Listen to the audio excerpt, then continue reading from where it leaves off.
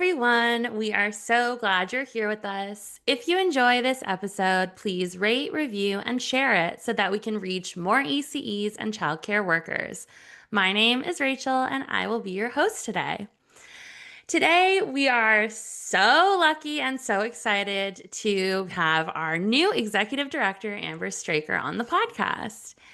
Amber is a very proud registered early childhood educator and, like I said, brand new ED of the AECEO. Her leadership is deeply rooted in practice and respect for ECEs and the early years workforce. Amber focuses on ensuring that the needs of early years professionals are always part of the conversation by leading with care, supporting opportunities to come together in community, and empowering those in early childhood sector to raise their voices for collective change.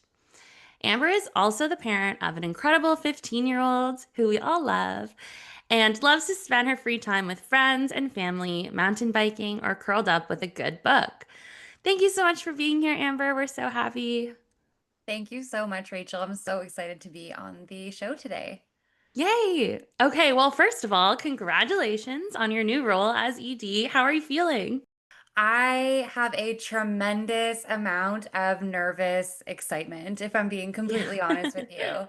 I truly did feel like Alana was such an incredible leader, and I really looked up to her as our executive director.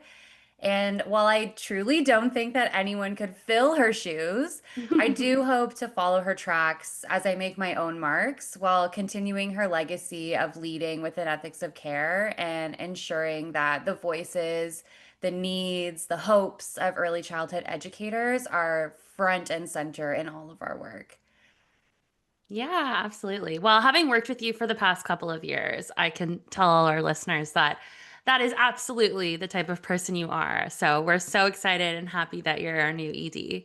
Definitely feel the weight of the responsibility to do right by our members and early childhood educators in our community, and of course, all of you with the staff team. And I think too, moving into this role in such a important time in our sector and in the policy world, in, Mhm. the legacy of the AECEO becoming 75 years old. I feel this sort of weight even more deeply. Like there is truly a legacy that I want to continue and improve upon. And I genuinely feel like I'm walking in the paths of the giants who have come before me. And I think that that's an incredible space to be in and one that I take very seriously. Yeah, absolutely. Well, we're all so happy, and I know that, together we can get this work done with our community and the staff team, and it's really exciting times for the ACO right now. Yes, everything is always so much better in community. I always say everything's better with a buddy. Yes, it's so true. So let's jump into some of our questions. I mean, this is the fall updates episode, so we have lots to share, and hopefully we can do like a brief summary of all the things that folks might have seen us posting about or talking about in the news, just to kind of give people a bit more context and help folks understand, what's happening this fall, because there's a lot going on, especially in the policy realm. So, Yes. first off, yeah, we had the Auditor General report come out a few weeks ago. And I'm wondering if you can share any of the things that stood out for you in that report. The report was actually really great evidence for us. We know that Ontario does have quite a bit of work to do, especially in this $10 a day Canada wide early learning and childcare program and system that's being set up across our country. And the report provided more evidence and emphasis on what we've been hearing from early childhood educators in the field and what we've been advocating for many years. Hmm. So, what stood out to me were a couple of things in the report. One was that the number of ECEs that we need to be able to run this system effectively and with high quality here in Ontario has increased. And so Hmm. we were looking at around 8,500 early childhood educators needed. That number is now at 10,000. And in our discussions with the ministry, we do recognize that some of the timing and the deadlines on where the auditor report and, creation of spaces and things like that do not necessarily overlap completely.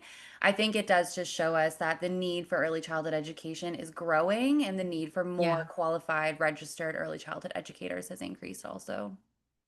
Yeah, to that point, Amber, I also noticed in the report that a lot of UCs are leaving the sector. So that's also part of that tension, I think. Like we need more people, but also we need people to stay in their work. And obviously people leave for many reasons, but that's really a challenging situation to be in. Definitely. And we did see in the report that the Ontario government does have a number that they are trying to reach. So the number is 60% of qualified registered early childhood educators in the program. And while we've seen a slight increase in that number, the percentage, the overall change is really what is telling because although Hmm. there are new early childhood educators entering the field, the number who are leaving the field is also quite significant. And so Yeah. the net growth of educators within the program is quite stalled by that number. Yeah. We've heard from so many people in our community that a big reason, one of the reasons why folks are leaving the field is that the jobs are just not decent jobs. They're not being paid well.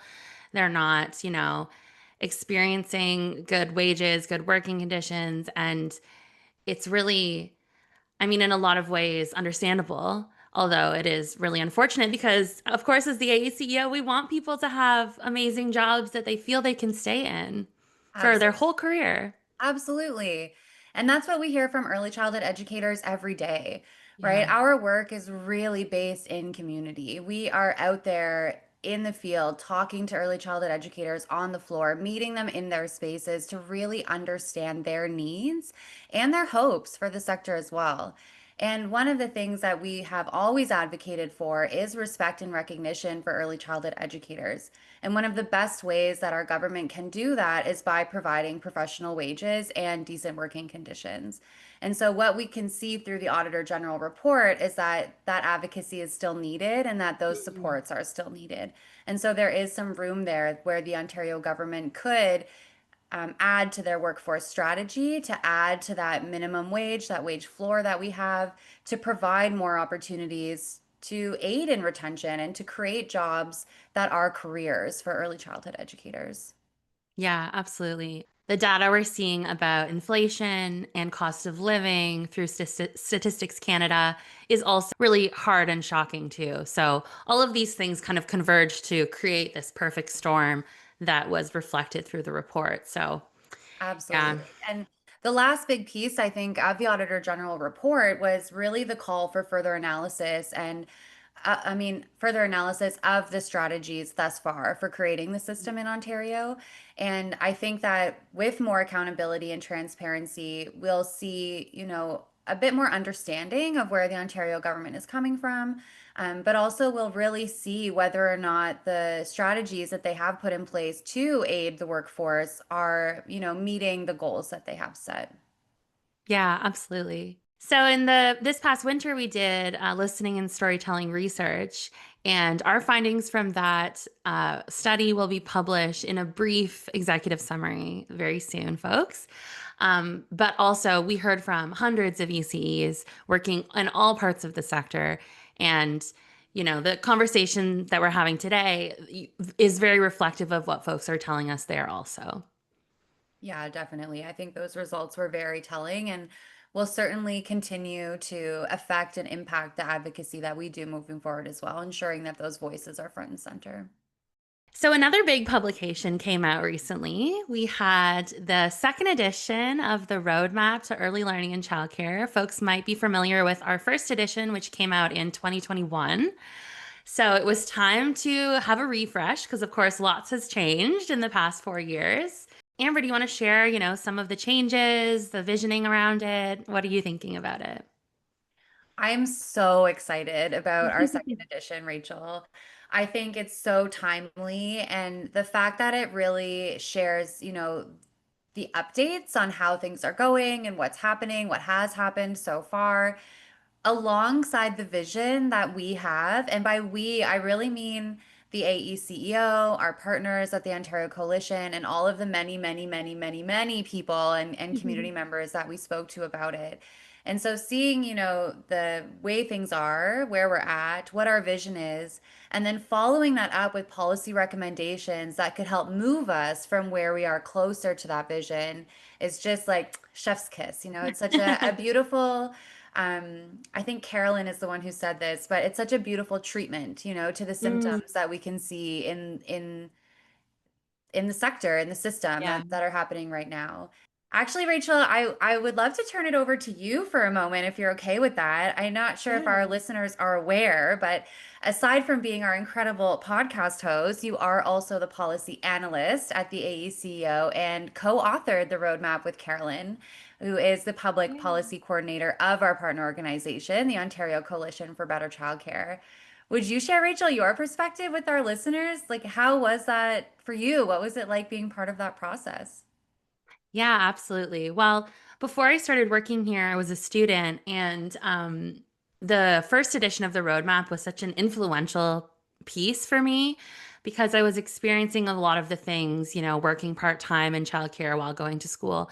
A lot of the things that I was experiencing were reflected in that roadmap. And so when I had the opportunity to work on the second edition, it was such a full circle moment, and I felt so grateful to be able to amplify, what is happening currently. And the consultation process was so amazing. I mean, we have so many wonderful community partners that represent ECEs from all over, Indigenous childcare, home childcare, Francophone. Like, there's so many amazing groups that are doing really important work for folks in our sector. So getting to meet with them and hear from them, what is top of mind, what are their primary concerns, and then having the chance to sort of include that in our second edition so that we have a unified perspective and we can ensure that we want to uplift their work.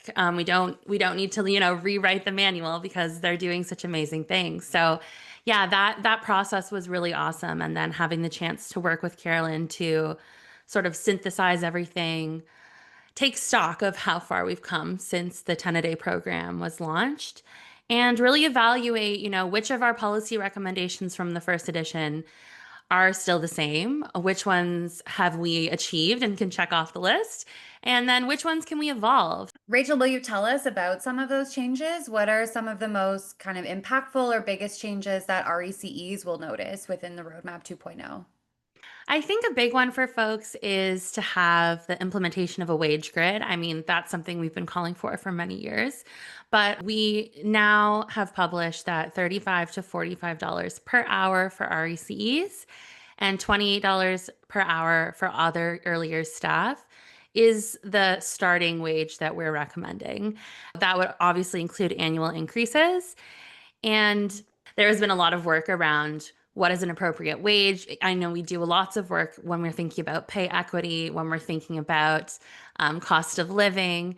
And so this number is reflective of what could actually keep ECEs in the field, what could a wage that could keep folks working in those jobs for their whole career if they could make a decent wage.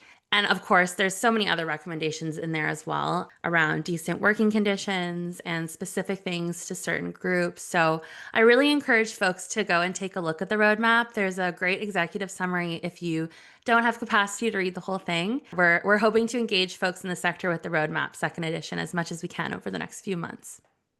Yeah, I think one thing that would be really cool to share with folks today is that we do have an e-action that is available online right now. And so we know that this is the way forward. We know that if this roadmap were followed, we would be able to create a system where educators were truly valued, recognized for their knowledge and their experience. We really want to share this with our government representatives. We want them to be Mm. aware that this roadmap exists, that there are policy recommendations that are available that, if followed, would create a world where there are affordable, accessible spaces with knowledgeable educators who are valued in their work. And so, if Yeah. folks want to jump in and share, that you can go onto our website. We'll make sure that that's linked in the show notes so that you can send that off to your government representatives and let them know that there is a plan in place that could make this a very successful system.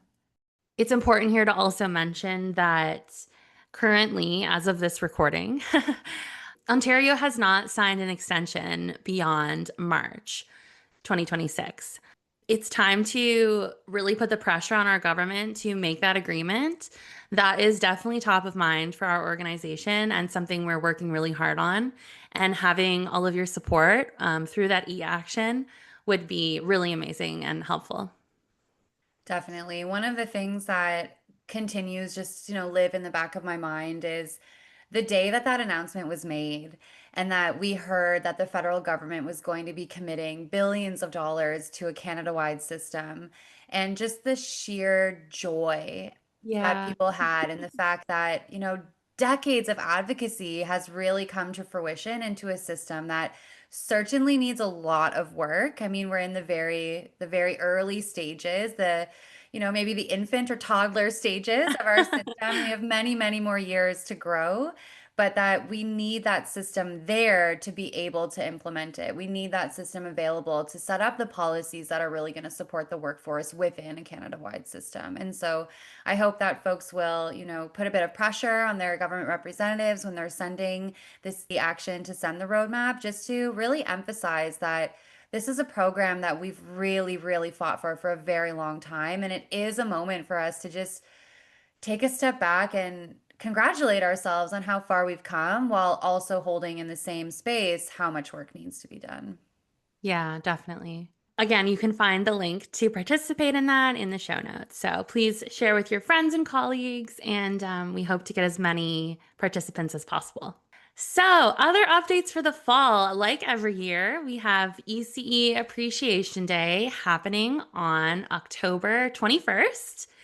And I love ECU Appreciation Day. It's like Christmas. It's like a holiday, a wonderful celebration.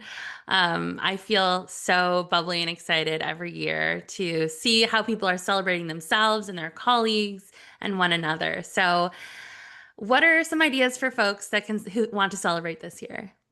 Rachel, I honestly feel the same way. I think ECE Appreciation Day and Childcare Worker Appreciation Day is such a joyous moment for us to really just recognize how incredible early childhood educators and childcare workers are. I mean, the very first thing I think that folks can do to celebrate this year is with themselves. Just take a Yeah. moment to recognize how amazing you are, how awesome you are, how awesome your colleagues are, how impactful the work is that you do together, how important the care is that you provide to children and families and communities and yourselves and your colleagues every single day. ECEs truly are the heart of the system. And I think, ECE and Childcare Worker Appreciation Day is just a moment where we can really intentionally take that time to reflect and to celebrate how incredible the work is we do because of the people that we are. Hmm.